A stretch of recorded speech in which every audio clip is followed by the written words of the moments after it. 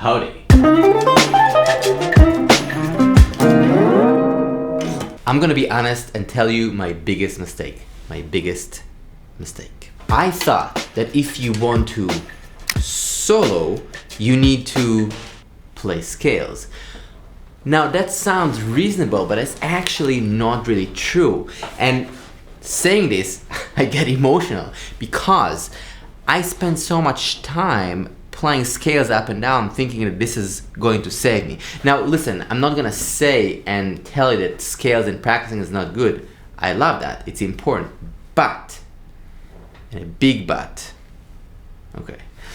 The point is that we need to understand how to actually use it. Hey, if you want to try these ideas, I just made a jam track for you, a PDF, a transcription. Just follow this link, go grab it, it's yours, it's free, link in the bio.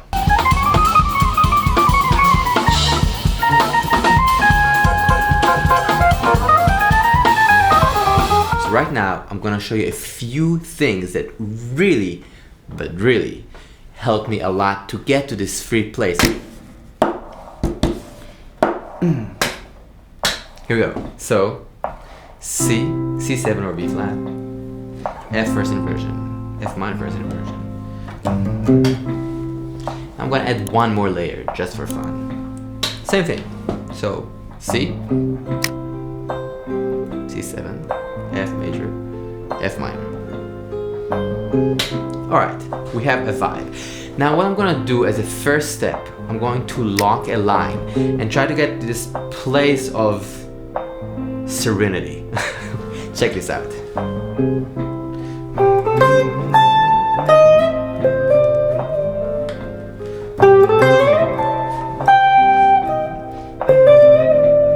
I'm gonna try and do a perfect repetition. So I'm gonna play this line again until I lock it in and solidify exactly what needs to happen in the same place. Here we go.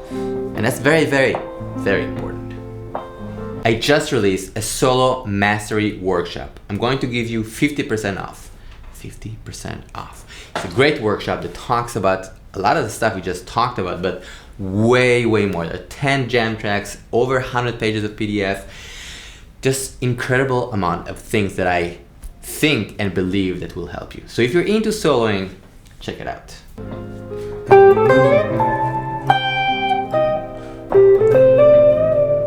Maybe that's our line.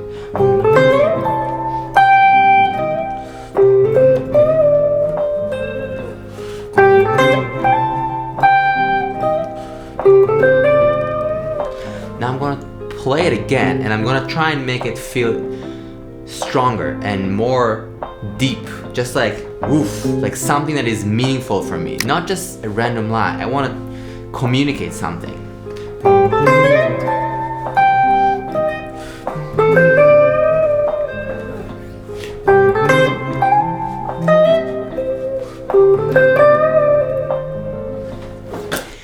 Now the point of this is what we're trying to do here is actually have a small piece of information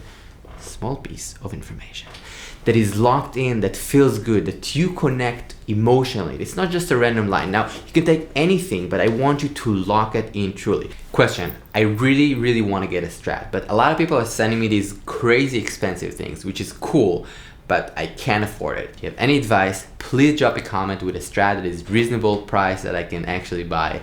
Thank you. Contrast the line, right? Like life, like a conversation, we have elements that repeat, but the contrast, the distance, and how they function against each other is very interesting. So, if I have this idea, for example,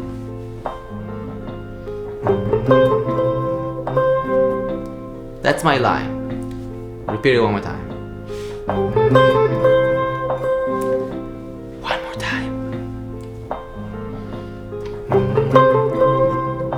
I want to play something contrasting. I can think of a different register.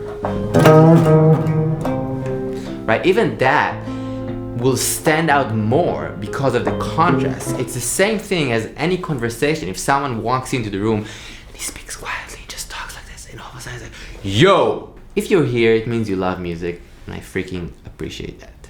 Thank you for being here. This is one of the most secret exercises I've ever met. It's called continuity. Check it out. I'm gonna have our little loop here. The idea is I'm ending the line whenever I'm lifting my fingers from the guitar. So if I'm doing this, so whenever I lifted, this was the end of the line. So in this case here, this is the notes that I ended the line with, so the last couple of notes. So I'm going to create these links, these kind of chains of ideas, where basically I'm going to repeat the last couple of notes. Check it out. Simple, very effective. Here we go.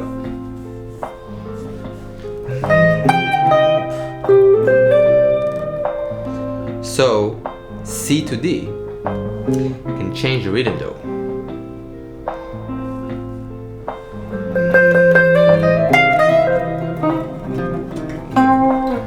So E to C, if I'm just thinking about the last two notes.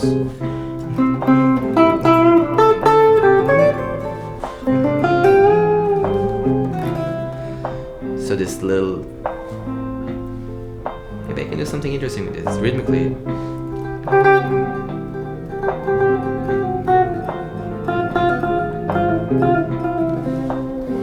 Could be strange sometimes, but it will lead us to places that are interesting.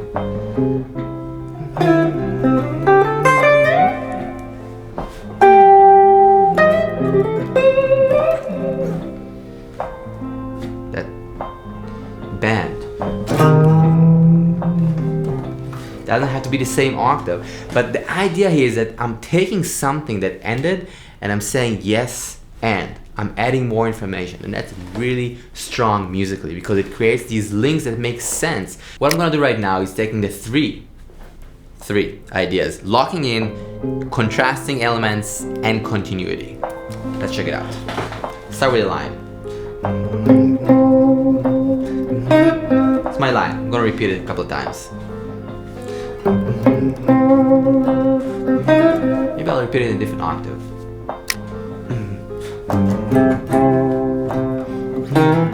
Not an octave.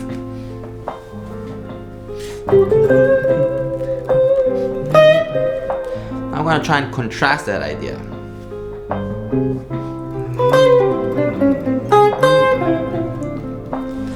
In my mind, the other idea was kind of like pentatonic, major pentatonic simple, so I played more notes, some chromaticism. That was my contrast. Alright, now I'm gonna try to do continuity as well. Start with the first two phrases. One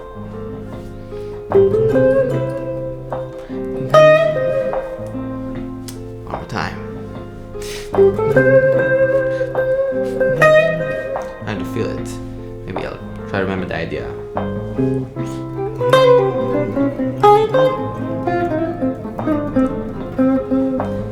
So now I'm going to repeat the last couple of notes.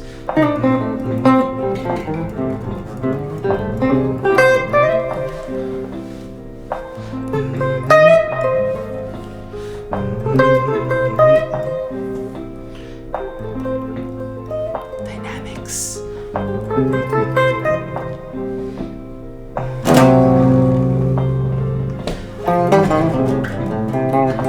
Right?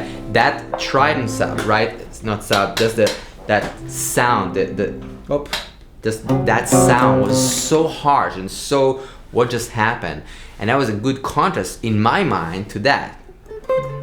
Super in the key and the center and really clear. So again, it doesn't have to be always beautiful, it can be whatever you want it to be. Another super cool thing to do, which I love doing, is deciding on a limitation. Maybe just one string. So I'm in the world of C major, okay.